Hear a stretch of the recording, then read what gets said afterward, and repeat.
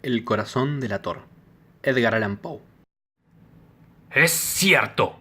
Siempre he sido nervioso. Muy nervioso. Terriblemente nervioso. ¿Pero por qué afirman ustedes que estoy loco?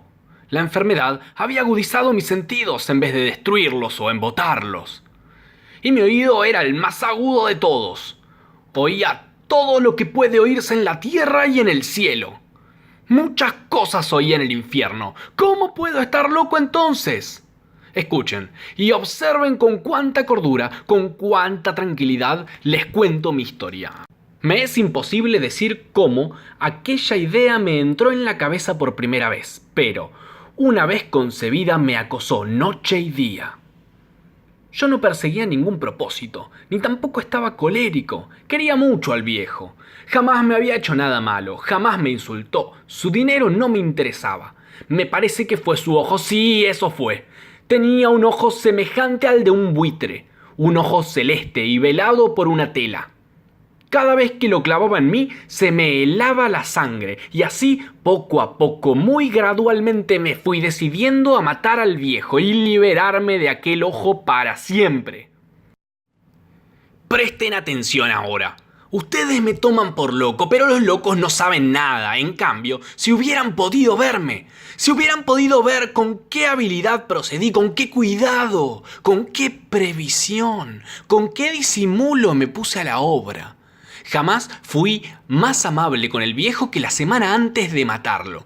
Todas las noches, hacia las 12, hacía yo girar el picaporte de su puerta y la abría. Oh, tan suavemente. Y entonces, cuando la abertura era lo bastante grande para pasar la cabeza, levantaba una linterna sorda, cerrada, completamente cerrada, de manera que no se viera ninguna luz, y tras ella pasaba la cabeza. Oh, ustedes se hubieran reído al ver cuán astutamente pasaba la cabeza, la movía lentamente, muy, muy lentamente, a fin de no perturbar el sueño del viejo. Me llevaba una hora entera introducir completamente la cabeza por la abertura de la puerta, hasta verlo tendido en su cama. ¿Eh? ¿Es que un loco hubiera sido tan prudente como yo? Y entonces, cuando tenía la cabeza completamente dentro del cuarto, abría la linterna cautelosamente. ¡Oh! Tan cautelosamente, sí, cautelosamente iba abriendo la linterna, pues crujían las bisagras. La iba abriendo lo suficiente para que un solo rayo de luz cayera sobre el ojo de buitre. Y eso lo hice durante 7 largas noches. Cada noche a las 12, pero siempre encontré el ojo cerrado. Y por eso me era imposible cumplir mi obra, porque no era el viejo quien me irritaba, sino el mal de ojo.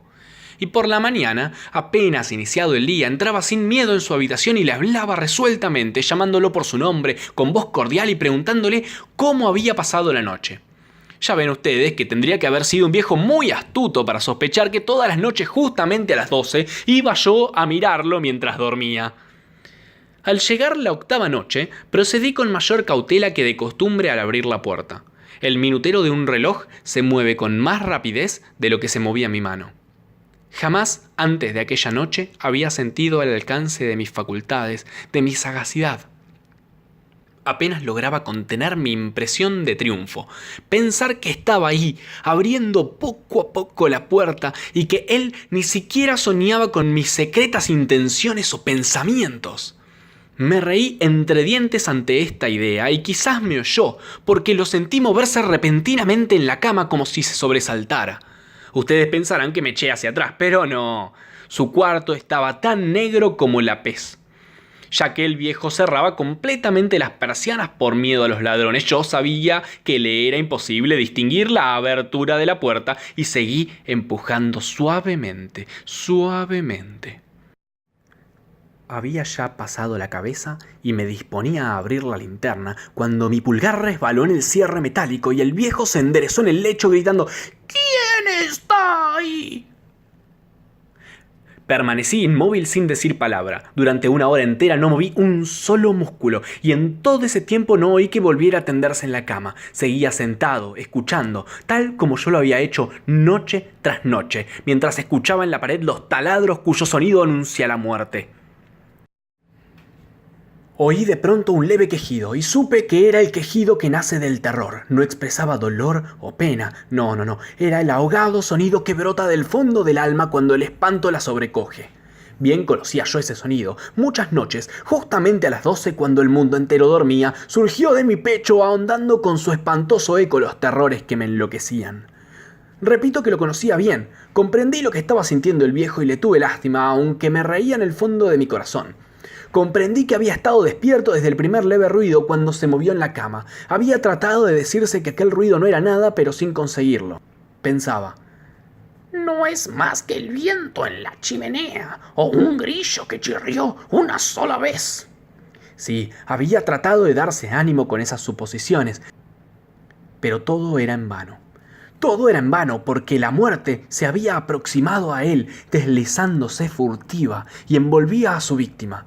Y la fúnebre influencia de aquella sombra imperceptible era la que lo movía a sentir, aunque no podía verla ni oírla, a sentir la presencia de mi cabeza dentro de la habitación.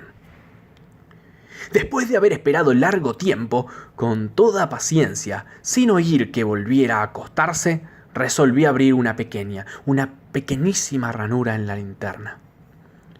Así lo hice. No pueden imaginarse ustedes con qué cuidado, con qué inmenso cuidado, hasta que un fino rayo de luz, semejante al hilo de la araña, brotó de la ranura y cayó de lleno sobre el ojo de buitre. Estaba abierto de par en par, y yo empecé a enfurecerme mientras lo miraba. Lo vi con toda claridad, de un azul apagado y con aquella horrible tela que me lava hasta el tuétano. Pero no podía ver nada de la cara o del cuerpo del viejo, pues, como movido por un instinto, había orientado la luz exactamente hacia el punto maldito. ¿No les he dicho ya que lo que toman erradamente por locura es solo una excesiva agudeza de los sentidos? En aquel momento llegó a mis oídos un resonar apagado y presuroso, como el que podría ser un reloj envuelto en algodón. Aquel sonido también me era familiar, era el latir del corazón del viejo. Aumentó aún más mi furia, tal como el redoblar de un tambor estimula el coraje de un soldado.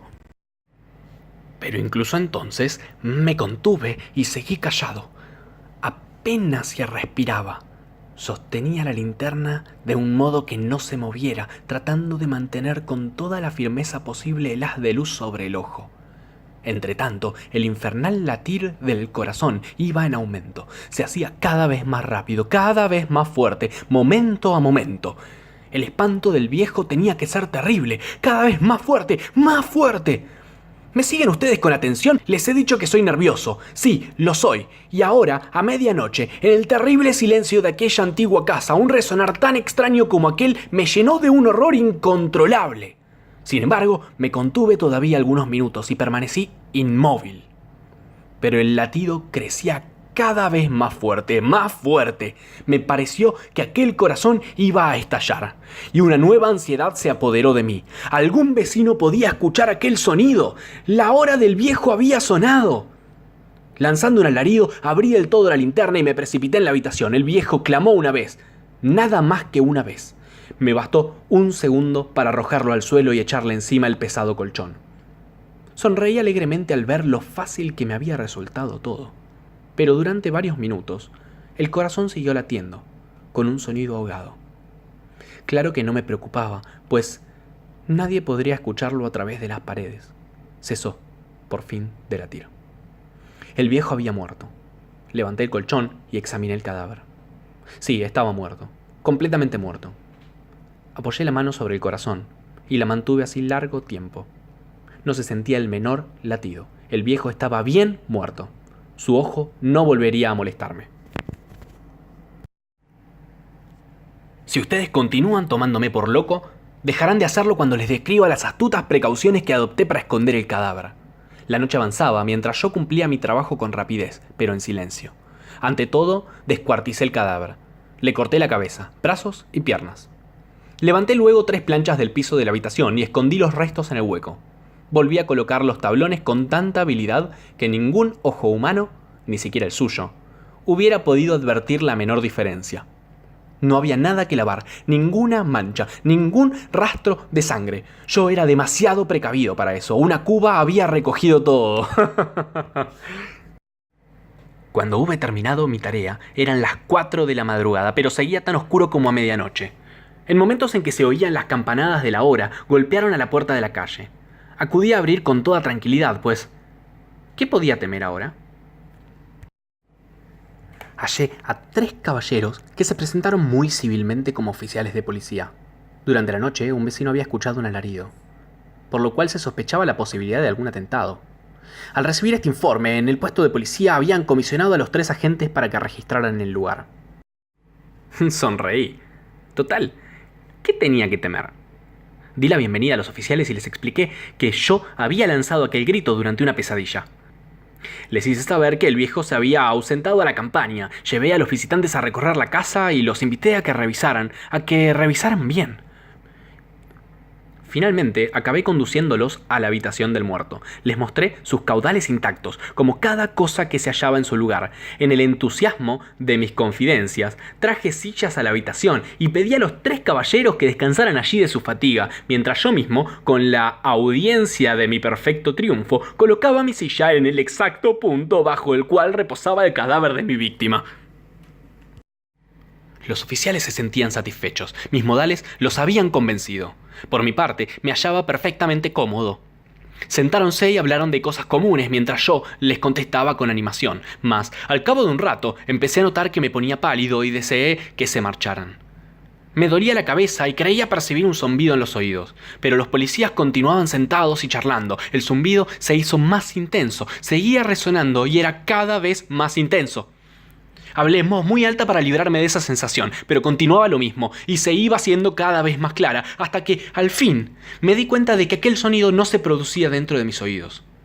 Sin duda debí ponerme muy pálido, pero seguí hablando con creciente soltura y levantando mucho la voz. Empero el sonido aumentaba y ¿qué podía hacer yo? Era un resonar apagado y presuroso. Un sonido como el que podría hacer un reloj envuelto en algodón. Yo jadeaba, tratando de recobrar el aliento y sin embargo los policías no habían oído nada. Hablé con mayor rapidez, con vehemencia, pero el sonido crecía continuamente. Me puse en pie y discutí sobre insignificancias en voz muy alta y con violentas gesticulaciones, pero el sonido crecía continuamente. ¿Por qué no se iban? Anduve de un lado a otro, a grandes pasos, como si las observaciones de aquellos hombres me enfurecieran. Pero el sonido crecía continuamente. ¡Oh, Dios! ¿Qué podía hacer? Lancé espumarajos de rabia, maldije, juré, balanceando la silla sobre la cual me había sentado. Raspé con ella las tablas del piso, pero el sonido sobrepujaba a todos los otros y crecía sin cesar. Más alto, más alto, más alto. Y entre tanto los hombres seguían charlando plácidamente y sonriendo. ¿Era posible que no lo oyeran? ¡Santo Dios! No, claro que oían y que sospechaban. Sabían y se estaban burlando de mi horror. Sí, así lo pensé y así lo pienso hoy. Pero cualquier cosa era preferible a aquella agonía. Cualquier cosa sería más tolerable que aquel escarnio. No podía soportar más tiempo sus sonrisas hipócritas. Sentí que tenía que gritar o morir. Y entonces, otra vez, escuchen, más fuerte, más fuerte, más fuerte, más fuerte. ¡Basta ya de fingir, malvados!, aullé. ¡Confieso que lo maté! ¡Levanten esos tablones! ¡Ahí! ¡Donde está latiendo su horrible corazón!